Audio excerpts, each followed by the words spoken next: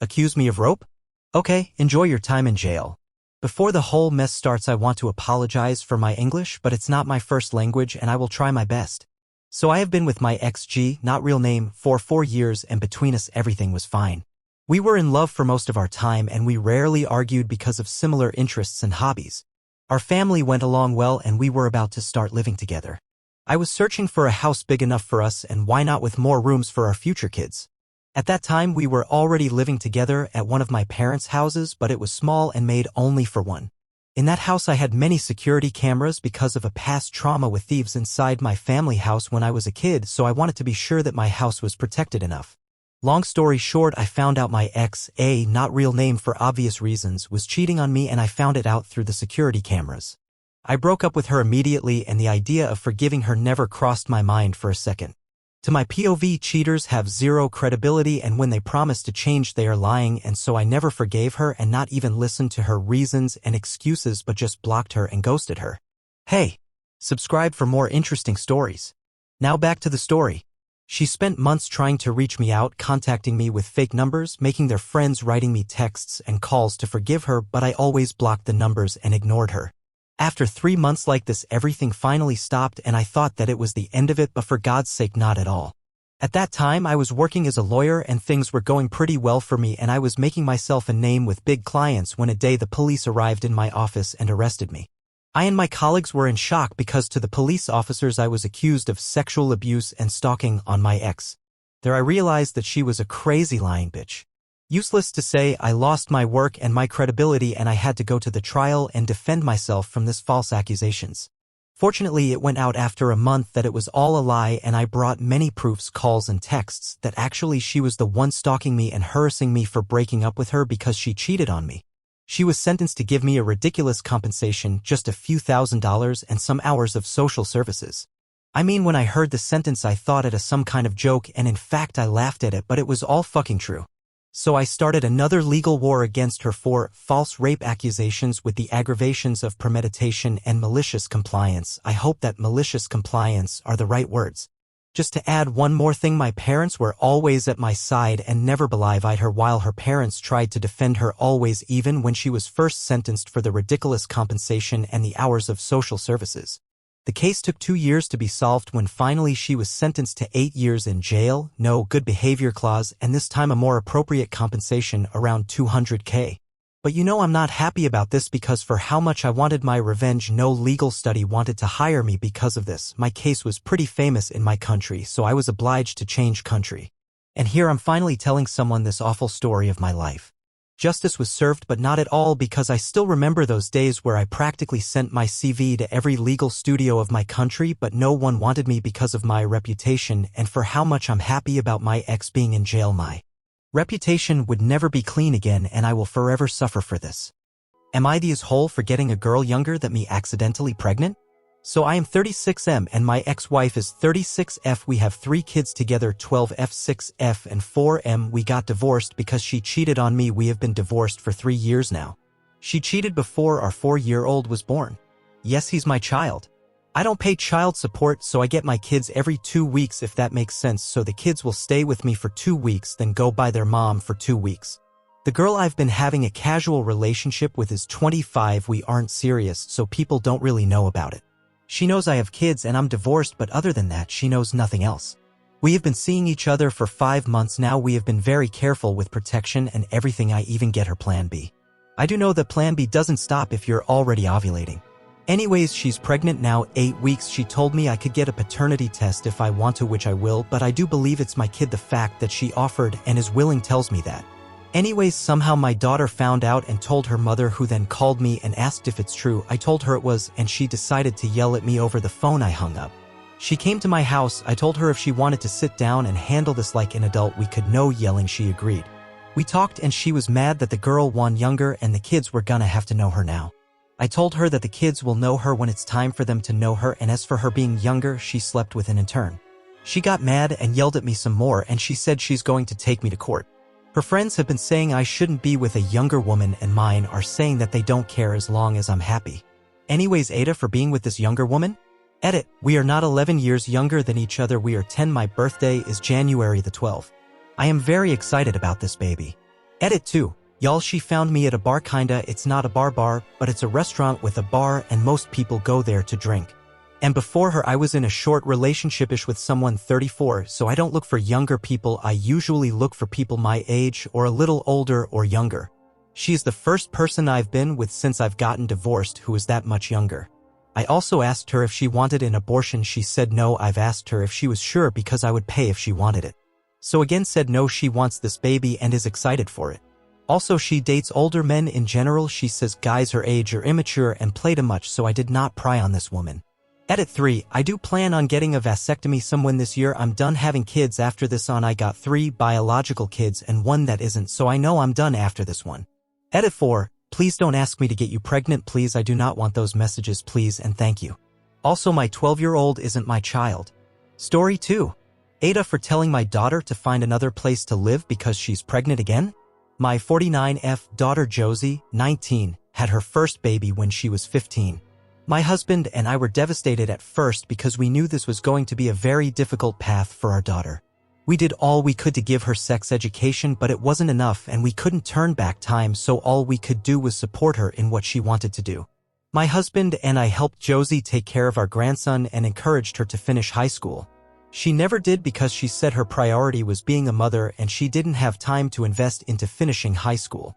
We told her she would either go to school or get a job, but we weren't going to give her the option of doing neither for more than a year after she gave birth, so she got a part-time job at a hair salon. The father of my grandson, who was her age, would give her about $100 a month for baby-related stuff and would come over every couple of months to see his son, but that was all he did, although he lived in the same city as his son. A few days ago, Josie broke the news to us that she's pregnant again. The father is the same boy who got her pregnant the first time. My husband and I were pissed. How can she get pregnant by that boy for the second time when he was very obviously not consistent or helpful with their first baby? And with Josie living with us rent-free and us having to take care of my grandson for her so she can work, go out, etc., this does not seem fair at all that she can add another baby into this mess. After a few days of thinking about it and discussing it with my husband, we decided to tell Josie to move in with the father of her children and raise the children together. She said they're not in a relationship, so they can't live together and they wouldn't be able to afford it anyway. I told her she needs to figure something out because we, my husband and I, are not willing to raise another baby for her. She said, "You're never satisfied with anything I do. You told me to get a job, so I did, and now you're complaining that you had to raise the baby. You wouldn't have had to if I didn't have to work. I can't do both things at once. And I definitely can't raise 2 kids on my own and work. What 19-year-old can do that?" I replied, "We tried to teach you how to be responsible after your first baby and we did all we could to be there for you. You clearly haven't learned a thing and it's not our job to keep picking up after you. So before your baby arrives, discuss living arrangements with the father and figure something out." She has been crying and not talking to us since. She's called both sets of her grandparents to speak to my husband and I and change our minds so we can help her raise her babies. My husband's parents think we're being very harsh and punishing her for something that's already happened, which isn't helpful. They offered to take Josie and our grandson in, but Josie doesn't want to take her kids so far away from their dad. My in-laws are saying we'll regret abandoning our daughter and that we should be showing her a better example of unconditional love. I just don't know what more we could do without sacrificing our own lives. Am I the asshole? Story 1. Am I the asshole for how I responded to my sister's HIV diagnosis? The long and very short of it is my sister recently got diagnosed with HIV. As far as I'm aware, this is from a hookup that she no longer has access to and was from a consensual encounter. She came to me on Sunday, cried about the results, and while I responded with sympathy, my reaction wasn't severe. I asked if she still had valid insurance and she said yes, so I said she'd be fine and that the worst of it is over then. She called me heartless and said I had no idea how ruined her life is. I kind of shrugged at her and said she just needed to adhere to treatment and she'd be fine. Again, this set her off and she called me an evil bitch because I didn't see how awful her life was about to be. And I admit I may have been crass and said I don't see how a mildly steep copay is going to kill you. She was very angry with me and left me to sit on the interaction. My mom and dad are upset that I wasn't as sympathetic with her because she truly does feel as though her life is over, and at the end of the day, it's still a big deal. AITA for how I responded? Edit, I don't blame my sister at all for her diagnosis. No one should expect to get a disease from a single encounter, and I don't think it's earned or justified by any means. I love my sister. She's my only sibling and I helped raise her, and while this situation isn't perfect or ideal, I still love her very much. And my response was based in logic. It didn't come from a place of hatred or resentment. I just thought logic would help. Please stop asking if I am autistic, that's really not relevant. I love my sister to death and I'd do anything for her. And she needed me to be her rock, and I was a little too solid and literal with her. I called her and explained my side and even linked the post to her. We cried over FaceTime and I told her I was so very sorry for making her feel like she didn't have any support. I'll be accompanying her to her follow-up next week. She needs to know she's loved and cared for right now, so that's what I'll do for her. And for the strange amount of you who are asking if I am on the spectrum or assumed it, and to the one person who sent me a test, yes I am. Story 2. Sister wants my wedding because it doesn't count as I'm gay. This is so unreal to me that a person has this much audacity, but apparently my sister does. IF 28 met my soon-to-be wife 35 Noah when she moved to my country for work. She was freshly divorced but has a little girl who is 5 called Lena. Lena is the sweetest and it's been wonderful getting to know her. Noah divorced her husband after realizing she was gay, and he ran for the hills stating he didn't want anything to do with her or Lena in case she passes it on, whatever the fuck that means. I proposed to Noah 10 months ago as I know she'd be too nervous to. It wasn't extravagant, I just asked her over dinner with Lena's blessing. We've agreed we want it simple and intimate for the wedding. Her first wedding was big and she hated it. So just family and close friends. My parents have offered to give us some money to help towards it, even though we've reassured them it isn't going to be a big affair. But they wanted Lena to get a pretty flower girl dress and wanted to pay for my dress and whatever Noah will wear, probably a suit. Enter my entitled younger sister Kate 25, who acts like she and her BF are engaged, but he's too scared to actually ask her. She's the golden child, spoiled and gets whatever she wishes. She's made some remarks about Noah already having a child and being a divorce, but I told her to lose the ignorance. Just because she decided to stay in our small hometown and not expand her personality doesn't mean she can say shit like that.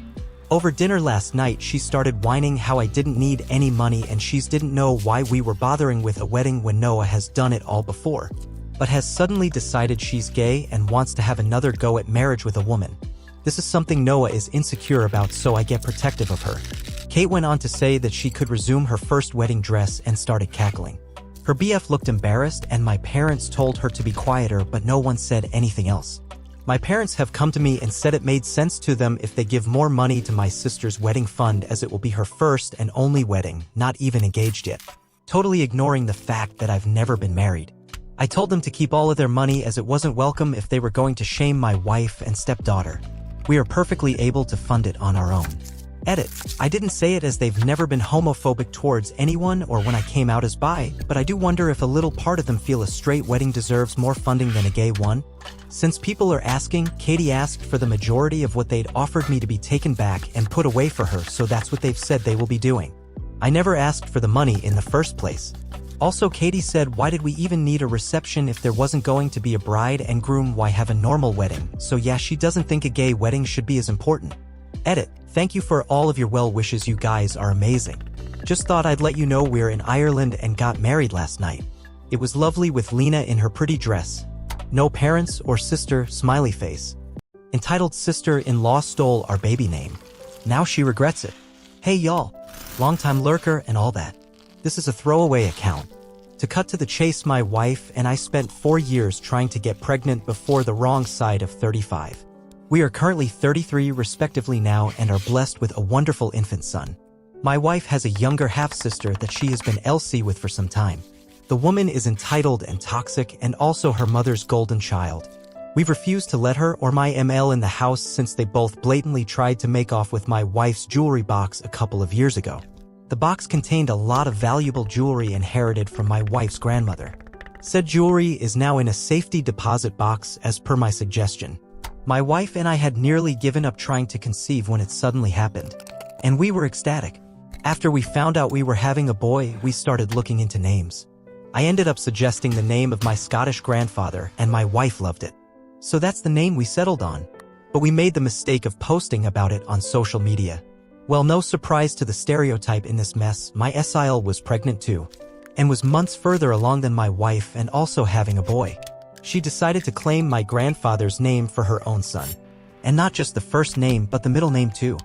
We called her pissed over what she was doing and she smugly told us there's nothing we can do about it. Which she was sorta right. There was nothing we could do about it legally as it's still not a crime to steal planned baby names. We realized that drama was exactly what my Esile wanted, and she thought that by taking the name for herself, we'd not be able to use it. I laughed and told her that while what she did was dirty and underhanded, we would keep our chosen name, and she could just deal with it whether she decides to go through with copying us or not. Well, my Esile's baby daddy called me and said I was an unreasonable dick for still wanting to use the name after Esile claimed it. I said she claimed nothing, and since we couldn't own the name, then neither could they. Before he ended the call, he threatened me by saying I'd be sorry if we didn't change the name. Then he hung up before I could respond. Months later, Estelle has a healthy baby boy and names him my grandfather's name. We did not show up for the birth, both because of the pandemic and because we simply didn't care to be there. Esile called us wanting congratulations, but we told her we simply didn't care, and that if she was still insisting we change our baby's name, then she'd be in for some big disappointment because we were not. Esile demanded I put my wife on the phone, but it was already on speaker and my wife spoke up and said she agrees with me entirely. We weren't changing the name. Esile hung up on us but soon started sending emails with text walls of names, even suggesting similar ones. I responded back that the name was from my grandfather and that's why we were not changing it. She shut up and we didn't hear from her again till after our own son was born. 2 months later we were blessed with our son. He came out perfect and we named him just as we'd intended. Well, no surprise, my Esile called us a few days after the birth to scream in our ears that we copied her son's name. I pointed out she was the real copycat since she had no familial ties to the name and we did. And anyone who looks at our family trees could see that. Then my wife spoke and said after the attempted theft of her grandmother's jewelry, she no longer considered Esile her sister, and would have nothing to do with her nephew either. For months we were bombarded with messages and emails from my wife's side of the family. Half were on our side after finding out the whole story, the other half were not. And Esile's baby daddy, true to his word, showed up at my door to make me sorry. I'm not sure what his plan was, but I pretty much towered over him. I'm 6 feet 1 inch and well built from regular exercise and 3 trips to the gym a week. He, on the other hand, was very skinny and about 5 feet 6 inches with a baby face that was badly hidden by a slim beard. I told him my house has cameras and to get off my property and never come back. He just yelled a few obscenities at me and drove off in his beat-up old car. Esile and Emile called us from a different number to yell at me for making Esile's baby daddy feel emasculated. I didn't even threaten the man. Just told him to leave and not come back. And if he didn't want to feel emasculated, then he shouldn't have come knocking. Then they tried to bring up the issue of the baby name again and demanded we change our son's name as he's so young. So there's still plenty of time to do it. We held our ground and told them that they were bonkers to still think they were in the right after they copied our choice of name just to try and get one over on us. I said Esile didn't even name her son out of love but out of spite just to try and stick it to my wife for no good reason. Then my wife called them both out on the way she was treated growing up, how entitled Esile and Emile have always been, and how she was glad to leave them far behind. And she wants nothing from them and they won't have anything from us. That left Esile sobbing and Emile called me a royal bastard before hanging up the phone. That was NC again for a little while till Esile called us again some time later to bitterly tell us we'd won. She and her baby daddy got in a huge fight and he left.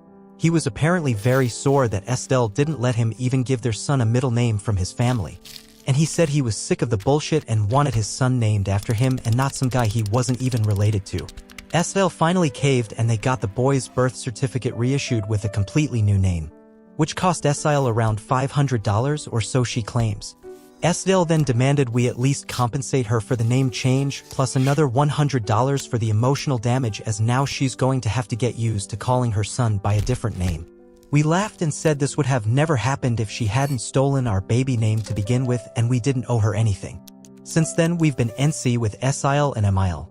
But my Esile, who's a very nice man and divorced from Emile for obvious reasons, would come by often and loves his grandson. From what he and other relatives told us, the situation between Estelle and her baby daddy was pretty tumultuous. But we don't care. Not our monkeys, not our circus. Guy takes advantage of my little sister's disability and I snap. A quick preface. 1. This all happened about a year back. 2. I will not be using real names because I could be in deep shit if I did. All actors in this story will have their names replaced with JoJo references. 3. This is a long one. Context. My little sister, henceforth known as Holly, is mute. She can actually whisper a little, but it takes a lot of effort on her part. She's been mute ever since she was 5, when she lost her ability to speak in an accident. She's very smart and she's a good-looking kid. At the time of these events, she was 16 and I was 21. Me and my sister lived together in an apartment because my mother is a roamer who isn't well suited to take care of a teenager. She has our twin kid siblings, but not my sister and I. My dad is distant from the family, so helping my sister through high school falls to me. I work at a car parts shipping company, so I get paid just enough to get by. Because of our relatively poor living situation and my sister's inability to speak, she gets bullied at school. Generally, it isn't much of a problem, but in the few months leading up to these events, she was having increased problems with it. Build up. At the time, Holly was 16, but she was a sophomore in high school due to failing a year in middle school. She refuses to take special ed courses now because they didn't help her at all. Because she's good looking and is older than most of her class, she gets attention from juniors and seniors. It's mostly negative attention, but there was one guy who I will refer to as Dio from now on. He's the villain of the story who treats her really nicely. He's a senior and at this time is 18. He repels bullies from her because he's a tall, handsome, tough guy and bullies don't want to mess with him. I don't interfere with them because my sister is visibly happy when she comes home from school and whenever she's around him. I didn't let them hang out alone together, but supervised them hanging out a few times anyway. King Crimson a few months and she stops coming home happy. She isn't hanging out with him anymore either, and although I ask her multiple times, she won't tell me anything about it. I confront him about it and he evades the topic. At this point I'm suspicious, but I don't know what to be suspicious of. Researching. I'm getting more and more worried about Holly, so I go to her counselor and assistant principal to ask about her activities at school. From what I learn, she still spends all her free time near Dio at school. I find this strange since she doesn't seem happy anymore. This is where the illegal stuff starts. A few days later, I invite Holly and Dio on a dinner night to Olive Garden. No one can resist Olive Garden. While we're there, I do two things that are completely illegal. 1, I steal his phone, which I've seen the password to, and 2, I read his texts and emails. Anything I can to find out what's happened between them. I don't find what I'm looking for, but I do find out that he drinks and smokes weed with his friends on weekends. This will be relevant later. A few days later, I find his phone in the laundry and say it must have ended up in one of our coats on accident. I know for a fact he got it back because he called me to thank me for having Holly return it. I still didn't have what I was looking for, so I went back to the school and used his previous texts as grounds to check CCTV for any suspicious activity. There wasn't anything suspicious by school standards, but there was something that caught my eye. It was my sister going to the central bathroom in the school and him going to the boys' room of the same bathroom about a minute later. The bathrooms are separated by a wall, but there's a janitorial closet that opens into both bathrooms and is completely in the blind zone of anyone walking into the bathrooms, let alone the CCTV cameras. At this point, I began to suspect that something was happening between them in that bathroom. It was the only one with a closet like that, and if my memory served me, the closet didn't have a proper lock. It just locked from the outside on both sides. Boiling point. Now that I suspected something, I confronted Holly about it. She broke down crying, and after 15 minutes of consoling, she shakily signed to me something that made my blood boil. Apparently, it was far worse than I expected. I had thought they were going in there and doing drugs or something, since Dio was the kind of guy who would pull that kind of thing. As it turns out, according to Holly, he brought her in there one day, closed the doors, held her down, and raped her. He told her that he would know if she told anyone, and he would hurt her if she did. Because she physically could not scream for help or make any kind of loud noise for that matter, he got away with it.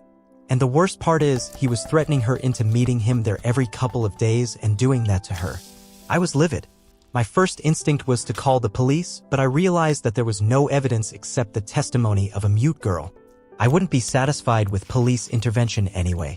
The first thing I did was call Holly in for a week from school. Family emergency can get them a week of excused absences easily. The next thing I did was find out where he lived. After that, I planned the most brutal revenge I could think of. Highly illegal revenge. My first step was to break into his house. It turns out his parents go out a lot and he leaves to smoke and drink with his friends. I knew from reading his texts that there was a spare key on top of the porch light in the backyard. That Saturday, I scoped out the place and waited for everyone to leave. I then began phase 1 of my revenge. I went into his house through the back door and found his room. I smashed his PC, stole his wallet, and pissed on his bed. Then I poorly hid 2 small bags of weed in his house. I have a friend who grows. Finally, to hide the fact that it was targeted, I tossed up the rest of the house but didn't take anything. I then went to a Starbucks and used the Wi-Fi and DIO's debit card, he didn't have credit, to purchase a bunch of sex toys in his name and send them to his house. I then left his wallet sitting near homeless man sleeping on a park bench. Next, I contacted his parents and told them I had seen their son drinking and smoking with a group of teenagers. They were furious, which leads me to believe that wasn't the first time something like that had happened. Finally, I went to the back road he walked on his way home from his drinking parties, which I had found out in a text from one of his friends. I waited for 2 hours in some bushes for him to walk by and then, wearing sunglasses and a hoodie, jumped him. I demanded his money and phone, although I knew he didn't have his wallet. I kept one hand in my hoodie pocket, pointing it like I had a gun, which he believed. He handed over his phone and ran away. I then finished up my plan by using his phone, which I still had the password to send an email to the school from his school email confessing to raping my sister in the janitorial closet multiple times, as well as possessing drugs on school grounds and drinking alcohol when he was underage. Then I snapped his phone on my knee and went home. Aftermath. My sister went back to school the following Monday armed with a can of mace I bought her. Dio wasn't at school and she was called in by her counselor. She confessed and he was charged with rape, underage drinking, and illegal drug possession. On top of that, his parents completely disowned him and he was expelled from the school. Sadly, this story doesn't have a completely happy end. This whole ordeal sent Holly into a downward spiral. Her grades fell behind and she barely smiled. In March of 2018, she attempted suicide by cutting herself, and it was pure luck that I found her in time. She's getting better now, but the emotional trauma will probably affect her for life. I pray to whatever cruel gods are out there that he gets a taste of his own medicine in prison. Have an affair on my friend? Nope. A childhood friend that was the most empathetic, kind guy I've ever known did a hitch in the Navy, went into computers, and played guitar in a band, married a pretty mean girl that liked the idea of a big wedding and musician husband, but had no interest in a marriage. She was her family's golden child, drop-dead gorgeous, and completely narcissistic spoiled. They buy land. He borrows money and has his family build their house to reduce costs. He was paying them back over time while she spent money and socialized, sometimes working a part-time job. Inside of 2 years, she's bored and starts an affair, or we think never stopped affairs, but gets caught, and while the empathetic guy tries to work things out, she makes false accusations of domestic abuse and files for divorce, with restraining order keeping him out of the home he and his family built with their own hands. Now keep in mind he's still paying his family back for the home, still ordered to pay for the land and most of the upkeep/maintenance. He's back in his childhood bedroom while his wife entertains her men in that house. With some research by the lawyer, the family still technically owned the house. Now, my family owned a heavy equipment business, including house/structural movers. Look up house movers to verify what I said. When she went on vacation with her family and new boyfriend, we went in, jacked up the house and drove off with it. Repossessed. The structure wasn't covered in the court order, just the mortgaged land. She had legal claim to the land, her name was on the mortgage, but the structure appeared nowhere on the deed and there was still money owed on most of the materials/labor, so it was simply reposted. Now, the judge wasn't happy at all, but it wasn't illegal to repossess since the land mortgage was the only thing he was court-ordered to pay. She came home to foundation, pipes, and wires sticking out of the ground and a crappy used yard barn with her personal possessions in it. Now, it wouldn't be nuclear if it stopped there. Since the main character has recently passed away, I can tell more. We had a guy we called Big Bob, and the name fits. Everyone probably knows someone that defies jail, death, is a walking demolition crew, and in fact we called him Demolition Man for a while after the movie. Apparently someone put huge dildos smeared with dried whipped cream crust in her possessions found when her dad and friends came to get the rest of her possessions out of the yard barn. There were also extreme insertion porn and bestiality porn magazines, bongs shaped like cocks, etc. Someone used her pictures in the dating magazines pre-internet for a paid escort with her phone number. Her parents even had to change their phone numbers a few times. Someone got those change of address cards from the post office and sent her mail around the country. Someone knew exactly when the legal separation happened and she was supposed to get her own car insurance, but she didn't get that letter. Her car burned down in her workplace parking lot a few days after the legal separation happened, and of course, she didn't get the insurance company notification in the mail, so no insurance. Someone had intimate pictures printed, man's face blacked out on flyers. The printing pointed out that wasn't her husband at the time and stuck them under windshield wipers at her family's church, every place she worked, all around her neighborhood. Cops got involved in that, but they couldn't find where the flyers were printed. Big Bob was an over-the-road truck driver. Everything died down when she finally agreed to let our friend buy her out on the land for a reasonable sum, paying for it twice, and dropped the restraining order. Less than a week after he had clear title, the house showed back up right where it was before. Since it was still on the steel used to move it, all we had to do was stick a truck back under it and take it back, hook it up. This was until she decided to marry a guy from a hard-working family that were doing well. She love-bombed the poor, hard-working sap. He never knew what hit him.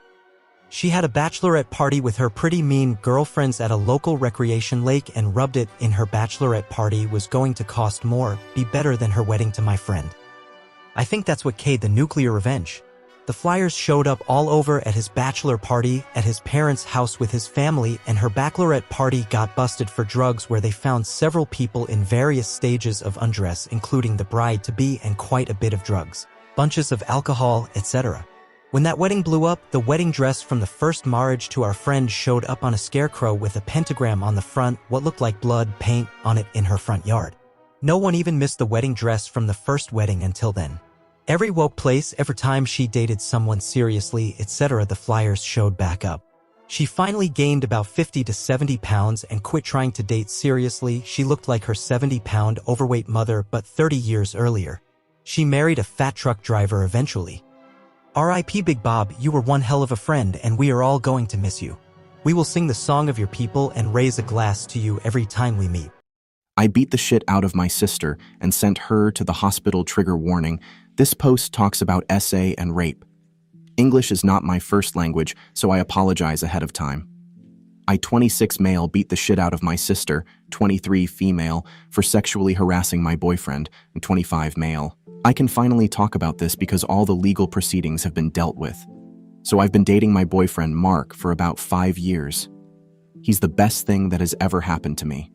He's kind, smart, understanding, and absolutely beautiful. When we started dating, he was a bit closed off and was afraid to initiate any form of intimacy. I at first thought it was because I was his first relationship, and maybe he was nervous.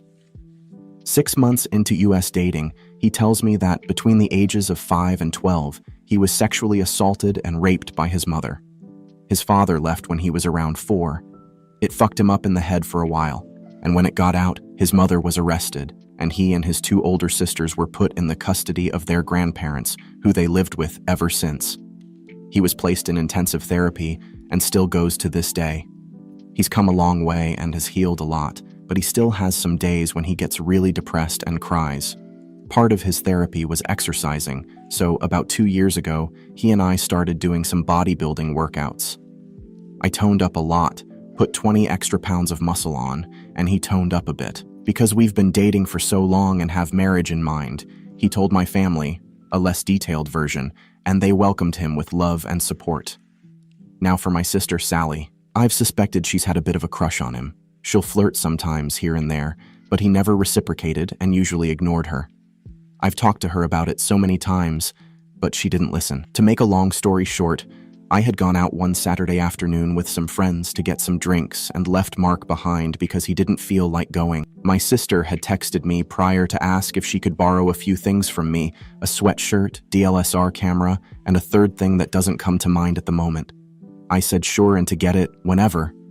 She went when I was out, unknowingly. When I came home, I found my boyfriend on the ground crying his eyes out, and my sister trying to calm him down. He was having a panic attack. It's never safe to touch him when he has an episode because he may act out violently due to his headspace. Her hands were all over him, and he was trying to push her away. Her shirt was also on the ground, and she was only in her bra. I tore her away and asked what the fuck she was doing. She said that she was trying on the sweatshirt when he walked in on her, freaked out, and went into an episode. However, Mark, through his tears, said she tried to touch him. I asked my sister if it was true, and she said no, but Mark again said she tried to touch him. We have cameras in the house, and I pointed it out to my sister.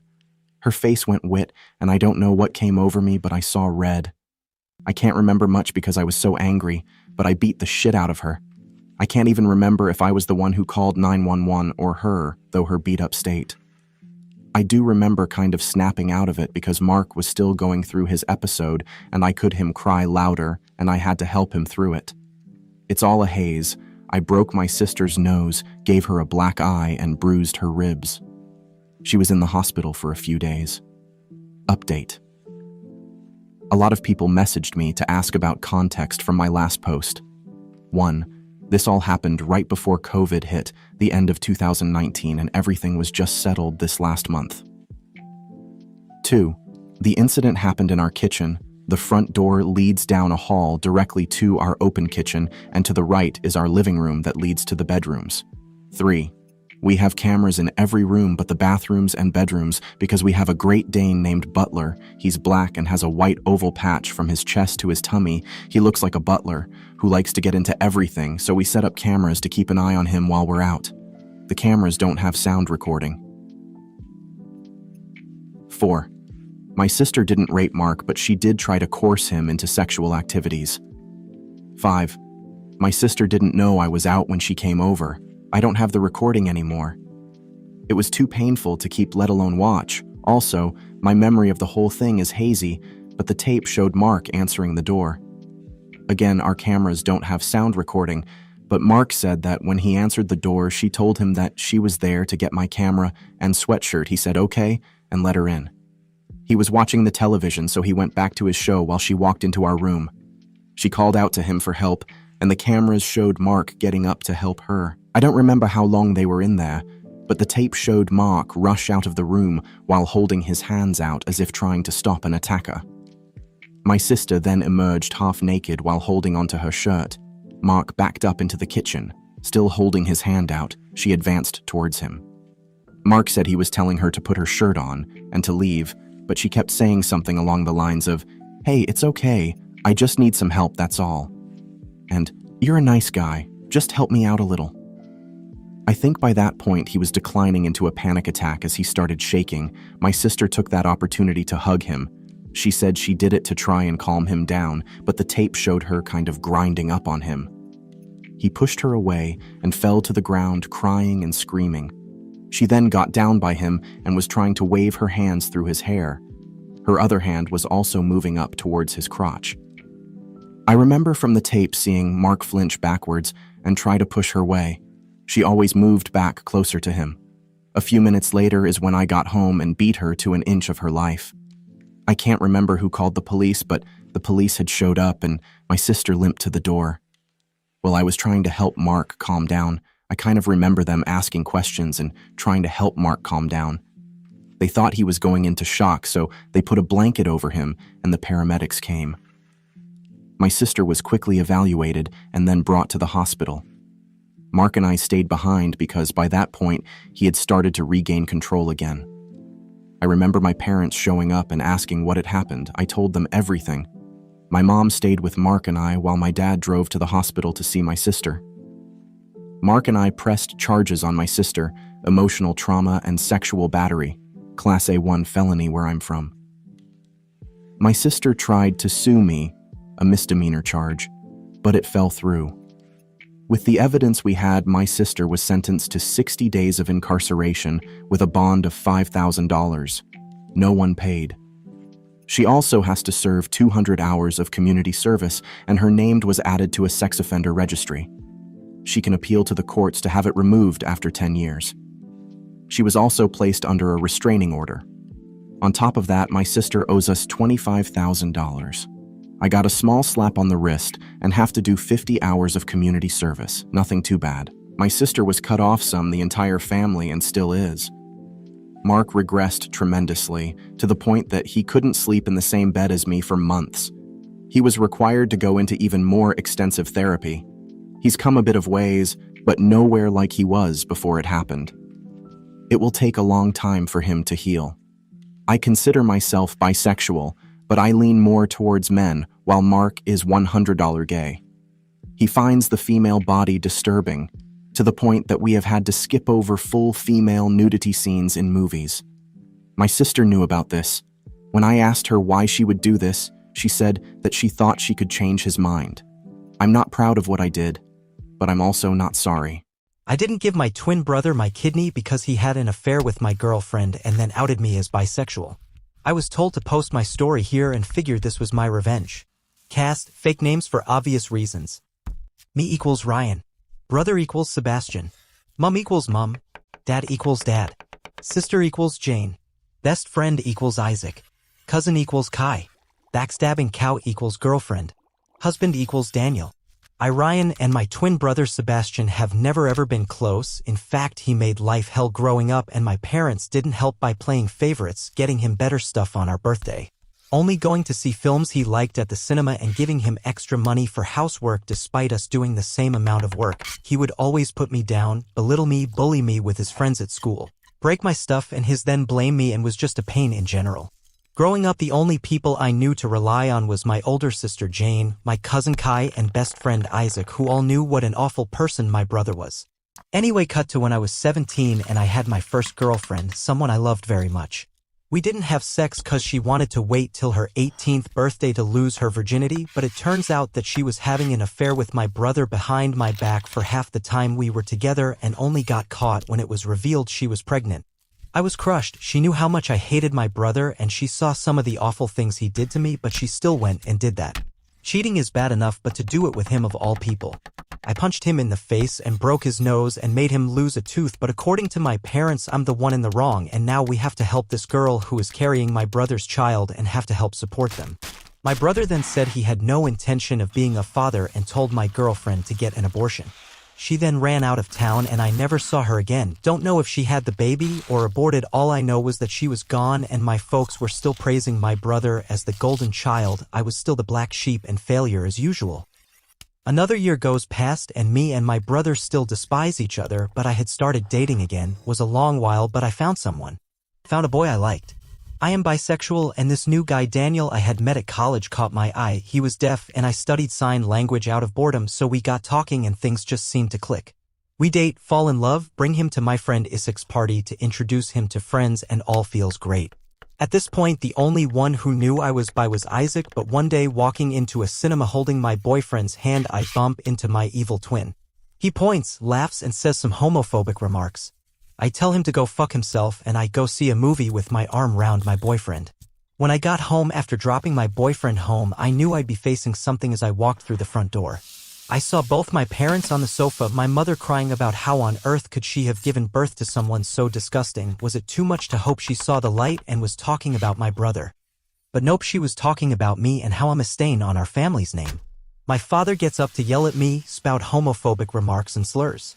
At this point I see my brother up the staircase with a shit-eating grin on his face. He then comes down and says he's uncomfortable with sharing a room with FA***OT and my folks kick me out there, and then, with what little clothes and money I had, I went to Isaac's house and his family took me in, where I stayed for 6 months, actually experiencing familial love and affection, and Isaac's mother and stepdad I consider my own parents now. Eventually me, Daniel and Isaac all get a 2-bedroom flat together and all is good for the time being. So cut to December last year, me and my boyfriend, now husband Daniel, are married. Isaac was my best man. My sister and cousin Kai walked me down the aisle. I have a brilliant job in graphic design, have my own house by the sea, and life has never been better. However, I got a call from my sister that my brother was in hospital. I hadn't thought about him that much over the 9-year period since I was kicked out, but being reminded of his existence brought up a lot of painful memories for me. I was told by my sister that Sebastian wanted to see me and that it was urgent, so I went to the hospital he was in and met my sister outside the front entrance. I ask her what this is all about, but she doesn't tell me, and that I need to ask my twin. So I arrive to where my brother is, who have my parents at his side, and my folks actually look happy to see me, as if what they did to me hadn't happened, and Sebastian also looked really pleased to see me. It's safe to say something was off. Eventually, I ask what's going on and why was I even here, to which my brother tells the family to leave us two alone. He looks so weak as before he used to intimidate me so much. He told me that he was dying from kidney failure and has been for the past few years, but now he didn't have long left. I knew immediately where this was going. He then said he always regretted that we never got along, at which point I told him no. He looked confused and asked what I was on about, so I simply told him I wasn't going to donate my kidney to save him. He looked as if I had just shit in his food. He then went on about how bad the situation was and that he really was sorry for all the things we did to each other growing up. Like, excuse me? We did to each other? I told him that I just wanted a brother growing up that cared and loved me, who wouldn't try and break me every day for 18 years. He then called in our mom and dad and told them that I wasn't going to give up my kidney. They then started to spout off that I owed them for my existence and that I have a duty to look after family. I asked them where that duty was when they kicked me out of the house, or where that duty was every time my brother gave me a black eye, or their duty was to look after their grandchild when Sebastian decided he didn't want to be a father. I said for all the things he's done, from outing me to having an affair with my girlfriend and abandoning his child, that this was the universe's and my way of finally giving back what he dished out to bite him in the arse. I then turned around and walked out of the room, having that be the last time I ever saw Sebastian again. Not sure why they'd want a FA***OTS kidney anyway. I walked past my sister, who gave me a look. I gave her a look back, who then in turn gave me a look that said, I understand. After leaving the hospital, I felt as if a great weight had been taken off my shoulders. I went home and never looked back, pleased with my decision. Now last week I get a call from my sister calling to inform me that Sebastian had died. She asked if I was okay, and I said I was, that I didn't really feel anything in all honesty. She said she understood to a degree, as Sebastian hadn't been all that kind to her over the years either. I had my husband and Isaac there to support me. Honestly, at this point, Isaac may as well be our adopted child, since he's living with us till this whole situation with the world is over.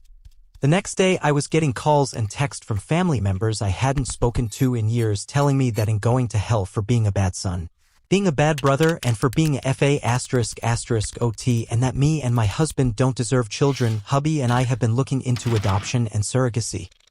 This makes me second-guess my choice of not giving my brother my kidney. Even in death is making things harder for me. I did wonder if I was a bad person and if I made the wrong decision, but I knew that if I was in that position, I would have been left for dead. Screw him. Other bits of information that may clear things up. 1. His renal failure was from living a hardcore lifestyle of drugs and alcohol. 2. My folks and sister did get themselves tested to see if they're matches, and none of them were. 3. I disowned them of being my family years ago, apart from Jane, so when I got married I took my husband's last name and hyphened it with Isaac's last name, to which his folks were very pleased about. 4. Some family, Kai's folks and my dad's brother, have actually called to see how I'm doing and say they don't judge me for what happened. Others, however, have continued with said abuse, whom I have now blocked. 5. If he had been a good brother throughout my life, I'd have done it without a second thought. I'd have done the same for Jane, Kai, Isaac, and my husband. But I felt he didn't deserve it. 6. It's unlikely I'll ever see my parents again, and I'll make sure my children will never meet them. My revenge to them will be being a better parent than they ever were. TLDR, I didn't donate my kidney to my evil brother due to him being awful to me my whole life, having an affair with my GF and then outing me and convincing my family to disown me cause I'm bisexual. I went no contact with my narcissistic mother over a tea kettle. She tried to ruin my life, again, so I ruined hers. I'm 42, to say that I tried for too long is an understatement. I tried the hands-off approach for my 30s and most of the time it worked. However, as I've been learning about my codependency and trying to heal from the trauma that woman has wrought across my life, I've been much more upfront on calling her out on her bullcrap. I was patient. I wouldn't back down anymore, and I'd often find myself feeling absolute pleasure at seeing her flying off in a narcissistic rage over me being able to beat her at her own game. Fun for a while, right? But I realized these talks and texts we had were coming at a price to my mental well-being. Sometimes, I admit, she'd get me. As a mom, she knew what buttons she could push to really get a rise out of me. I was trying to work on myself and started debating if no contact would be the best choice. That's when it happened. The thing that sent me over the edge was the old tea kettle. Backstory: I moved back to my hometown after my grandmother's health was starting to go downhill to take care of her. As she was a former nursing home CNA, I always promised my nanny I wouldn't ever let her waste away in one of those facilities. But with the move came drawbacks. My once flourishing career was gone, and I was starting over at a smaller facility with much less money. In my mind, it was more than worth the price of being able to take care of my grandmother. However, I would have to move in with my grandmother in her home, and as I've said, my mother is a narc. I wasn't crazy about this idea, as I knew my grandmother only had a lifetime estate on the property. My mother would inherit, and I knew it would be hell. Before that, though, I got 4 more amazing years with the woman who actually loved me and supported me, even through all the pain my mother inflicted upon me. Cue to when my grandmother finally passed. My mom sweeps into the home and starts to lay down rules and what I needed to do to stay in her home. Keep in mind I had done all the upkeep to the house for the last 4 years. I paid for everything, and never asked her for one damn dime of money. I know there's always a price when you ask that woman for help. So instead of bowing down and paying her rent to live in the house she wasn't even going to use, I made plans. I informed her no. That won't be happening, and let her know of my plans to move. To say she tried every which way she could to prevent my moving is an understatement. From trying to drum up new things I owed her money for, to dangling the carrot of signing the house into my name, to letting other family members know if they helped me move she'd never forgive them. I was 39. That's how controlling this woman tried to be. However, I just kept my nose down, packed all my things, moved absolutely everything I owned by myself, and took off in a U-Haul not even a month later. After my grandmother had passed, I did try harder in an effort to keep a relationship with my mother. I should have known better, but I told myself one more time. If she can't play nice, then I'm going to cut this out of my life for good. It didn't take but 5 months for me to be completely done. Since moving, my aunt made a group chat for us and my mother, mostly to keep up with our day-to-day lives. Funny memes, just checking up on me and just wanting to know how my new home was.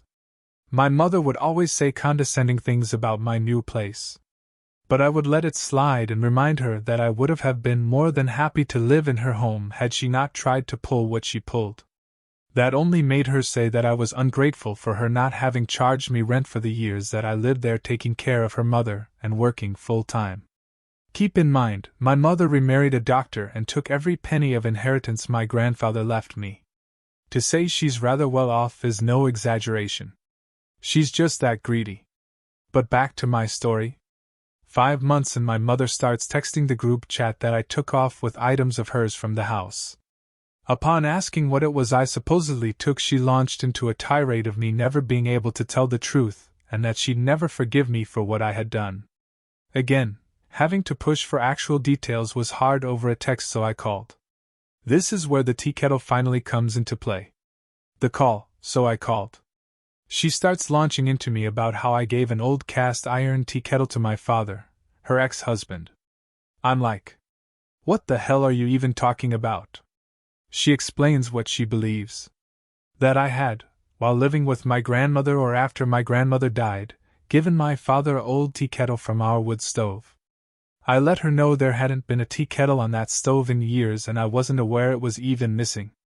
She had somehow found out that the tea kettle was back at my father's place. Now, if you have a narc in your life, you know how they absolutely adore to twist history to their liking. This tea kettle was in my father's family for generations. I grew up knowing this.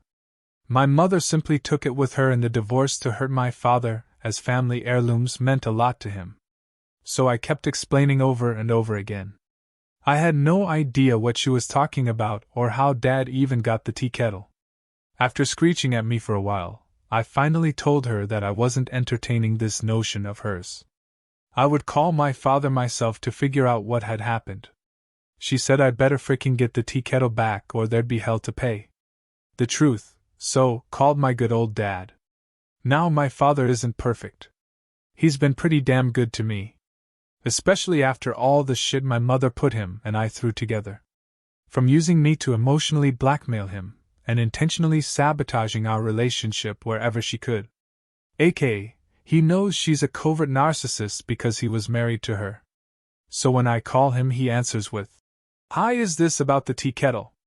I laugh and say bingo. He then explains while my grandmother was alive she felt bad that my mother had taken the tea kettle from him during the divorce and left it at her home. My grandmother's house, after I moved back and my father started to come visit us. He always loved my nanny, and she adored him as a son-in-law. They reconnected and he helped us a lot while she was still alive. He'd even visit when I wasn't at home sometimes. He said he noticed the tea kettle but never said anything about it to her until she brought it up one day. She told him to please take it back. She knew it was his, and she didn't think my mom even remembered having took it, as she took almost everything from his house when they divorced. He was very grateful, of course, and took back the family tea kettle. Fast forward to years later when my father was talking to a buddy about their divorces, and he was admitting that he finally got something back from her even if it took almost 20 years. They had a laugh, but the friend's now ex-girlfriend was charmed by my mother and told her about the tea kettle being with my father. Boom! She called him and started calling him a thief and that he knew that tea kettle was her family's and had never been his. He just called her on her bullshit and said, well, hell, even if it didn't say my family name on it, possession is 9 by 10s of the law, blah blah, and on no uncertain terms let her know that she would not be getting it back as it was his in the first place. She was livid, and of course he was amused as she asked how the hell he got it in the first place. He explained my grandmother having gave it to him.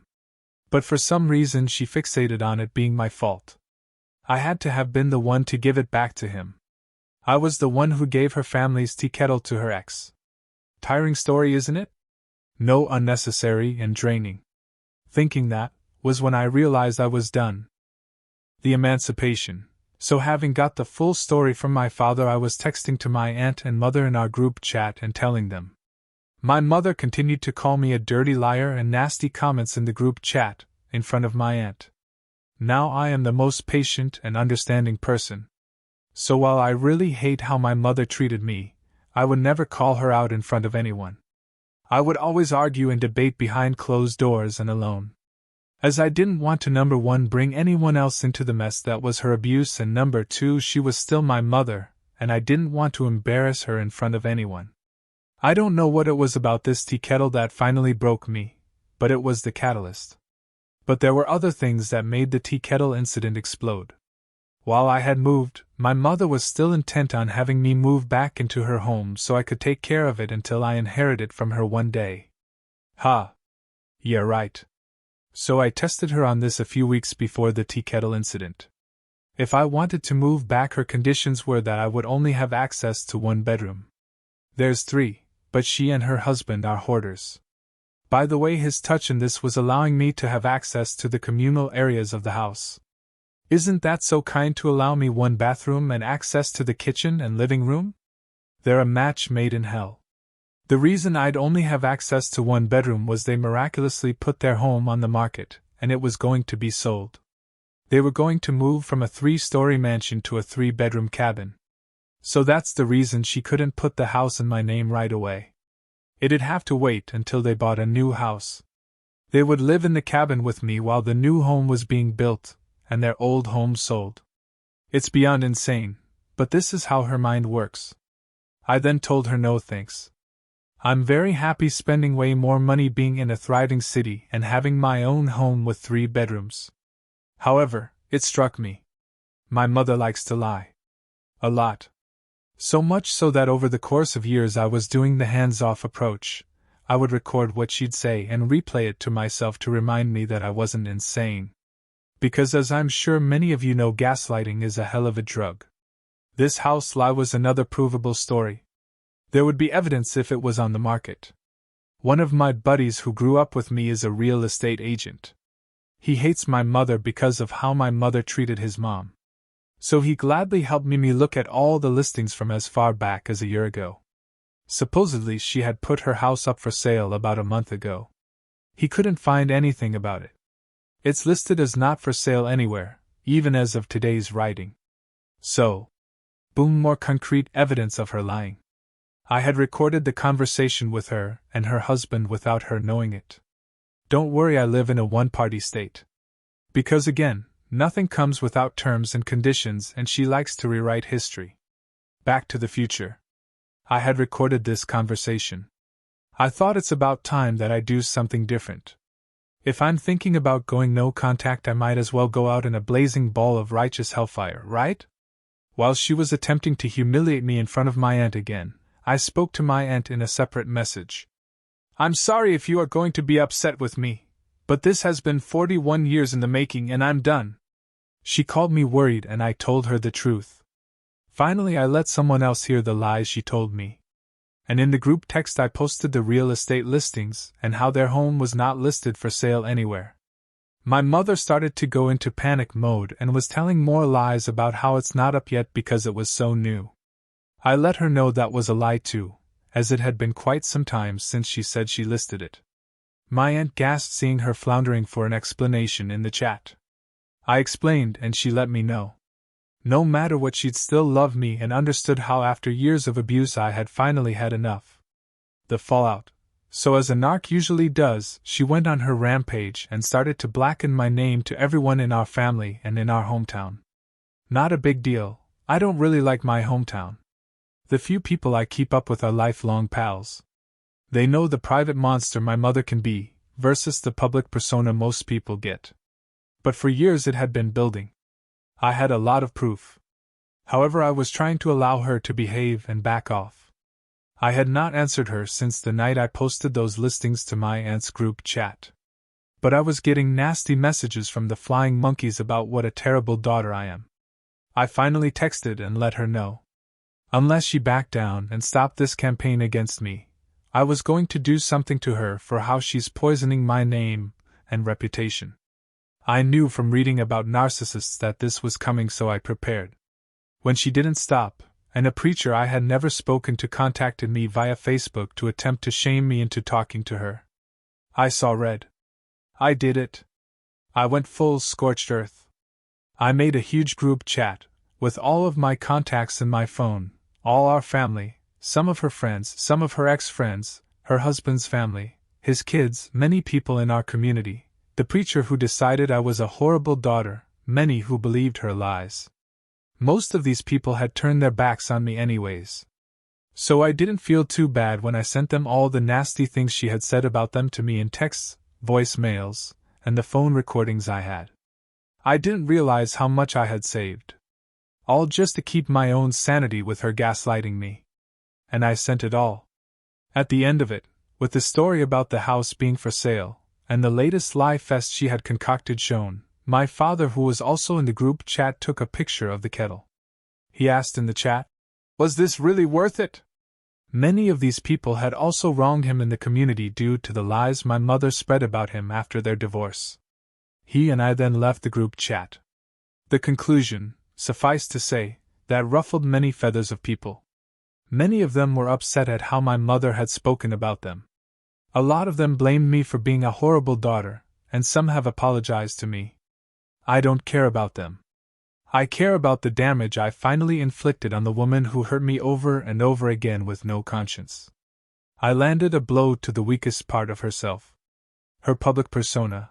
Her ego took that hit, and now she can truly be the victim she's always claimed to be.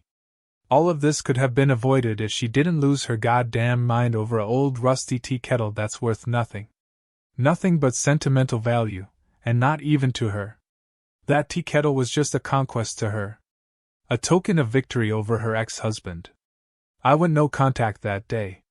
I have also cut off many of the relationships from the people in that chat, even if they apologized. It's not that I don't forgive them, I just don't miss them. Maybe I'm a horrible person for doing what I did. But I can't lie and say it didn't feel good to finally show people what she's really like.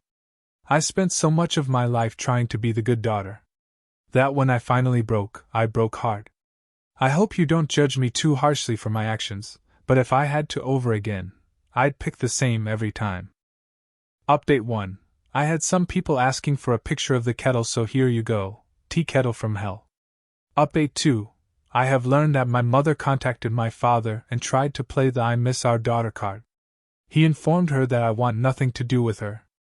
And yes, before asked, he did have her blocked. She called from a friend's phone. She keeps blaming my wanting nothing to do with her with me being brainwashed by him and my support group.